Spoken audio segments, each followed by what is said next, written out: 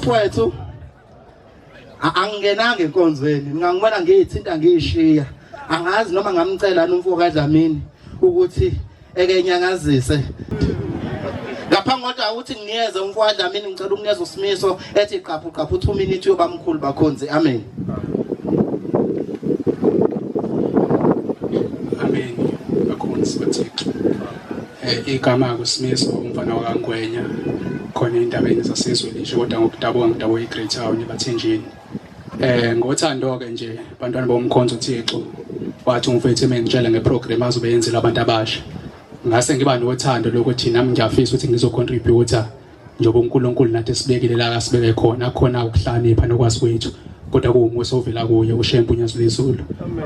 Ngobude ke bendlela abantu bayasala endleleni bathi nami ngiyathemba ukuthi injumayelo ngizwile okufile kuvuselelekile ngoba bengihamba le ndlela abantwana bomkhonzo uThixo.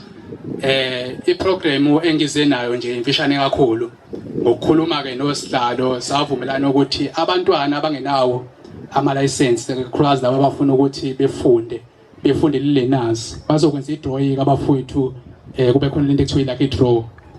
Abayophumelela kulo lucky draw bazobe sebefika kumina ngibabhalise phansi cabanga ukuthi okunye bo sebekuzwa ngabo ukuthi kube sekuhamba kanjani kodwa labo bantu labakhongisha isenta bazolikhokha nje ukuthi nje siyabuyisela nathi emphakathini njengoba uNkulunkulu esesibekile la asibeke khona siyabonga kakhulu.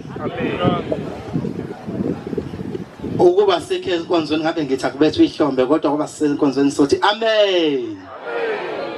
Mfowethu Dlamini ngicungilekelele mfethu. Noma banye sebemphika lo Shembe thina